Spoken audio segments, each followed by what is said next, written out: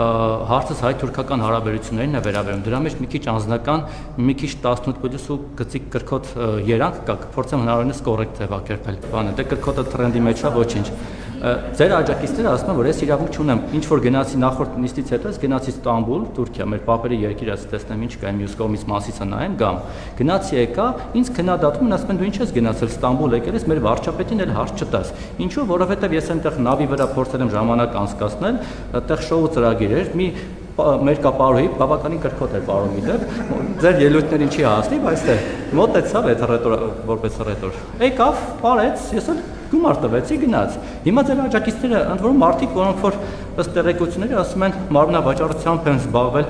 Թուրքիայում, եկել այստեղ բլոգերություն են անում, իսկ քննադատում են բարոյ խրատական դասեր են տալիս, թե այ դու որ գնացել ես այնտեղ մի վարքան, դու գնացել ես այնտեղ Ստամբուլում, այդտեղ զվարճացել ես եկել ես, իրավունք չունես մեր վարչապետին հարց տալու։ Երևի նեղվել են, որ ոչ թե ես եմ մերկացել, ապարել ինձ փող են տվել, այլ հակառակը, երևի դրանից են նեղվել, այլ թուրքերն են մերկացել, ես եմ փող տվել։ Հիմա ստացվում է, որ իրենք ձեզ ասոցացնում են Թուրքիայի հետ, եւ կամ դուք դարձել եք Թուրքիայի խորհրդանիշը ըստ ձեր աջակիցների։ Հիմա մի հատ հասկանանք հայ-թուրքական հարաբերությունները դուք այսպես եք պատկերացնում, որ մարդիկ գնան Ստամբուլ տուրիստական այցով հետ կան, հարցակվեն այդ մարդու վրա, ասեն ինչ ես գնացել, կամ այսինքն եթե ես դեռ հարց եմ տալիս, չպետք է գնամ Թուրքիա, իսկ եթե գնացել եմ Ստամբուլ, պիտի կամ ստեղ հարց չտամ, այդ ինչ սինխրոնիզացիա է ձեր եւ Թուրքիայի միջեւ, որ ձեր աջակիցները անկեղծ ասած ձեր տրամաբանությունից ես պատճառահետևանքային կապը չհասկացա, թե ինչ կապ ուներ, որ ես Թուրքիայի կամ ինչ դե փաստ կա ակնհայտորեն, որ դուք հիմա ինձ հարց տվեցիք, չէ՞, հետեւաբար ինչ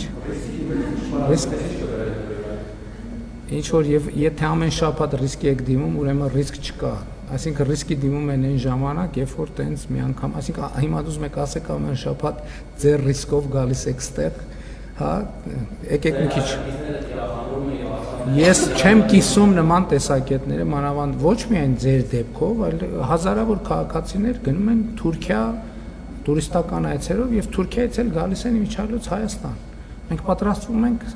բաց սահման ունենանք, մենք պետք է սովորենք, որ մենք պետք է գնանք, իրանք էլ պետք է գան։ Դա ելի եմ ասում, այդ ամեն ինչը իրականում իներցիոն պրոցեսների արդյունք է, այդ իներցիոն պրոցեսները մեզ բոլորիս հատուկ է, որովհետև մենք ելի եմ ասում, մի տնից չենք, բայց մի երկրից ենք եւ բազմաթիվ հարցեր մենք ընկալում ենք նույն կերպ։ Եվ Հայաստանը մինչև դուք չեք նկատել, այս հարցոպատասխանում էլ է շատ տարածված, քաղաքական դաշտում էլ շատ տարածված, Թուրքիա, Ադրբեջան, այդ գործոնները օգտագործել մարդկանց դեմ։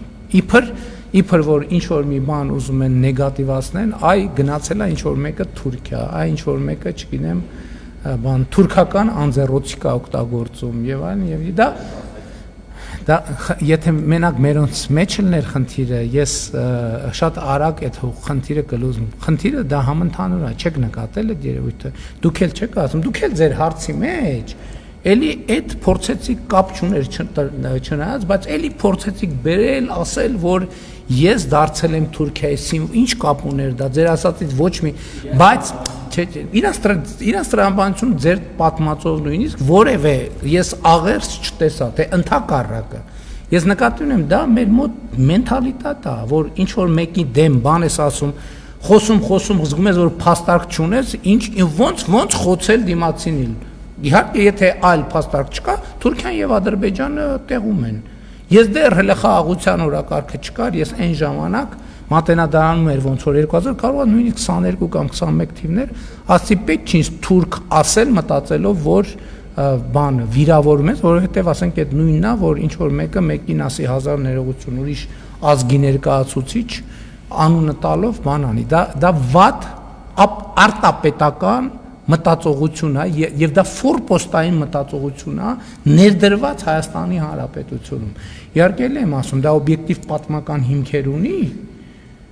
բայց նաեւ մենք պետք է հասկանանք, որ մենք պետություն ենք եւ մենք պետք է լրջանանք։ Ես պաշտպանում եմ ձեզ Թուրքիայել, Ռուսաստանել, Եվրոպայել եւ ոչ միայն ձեր գնալու իրավունքը։ Հարգելիս ես կառապան չեմ, որ ինչ որ մեկին սանձեմ։ Մարդիկ արտահայտվելու իրավունք ունեն նույն կերպ, ինչպես դուք։ Եթե ամեն մեկս ինձնից սկսած մեր խոսքին վերաբերվենք նույնպիսի քննադատությամբ, ինչպես ուրիշների խոսքին ենք վերաբերվում, բոլոր ամեն մեկս մեզ սանձենք, ոչ մեկին սանձելու կարիք չի լինի։ 100% համոզվեմ։ Ձեր ինձնից սկսած մնացածով վերջացրած։ Բայց երբ որ անընդհատ այդ մանր ծակոցները դառնում են գործունեության հիմնական ձև, դա բնականաբար իր հետ բերում է այդ երևույթներին։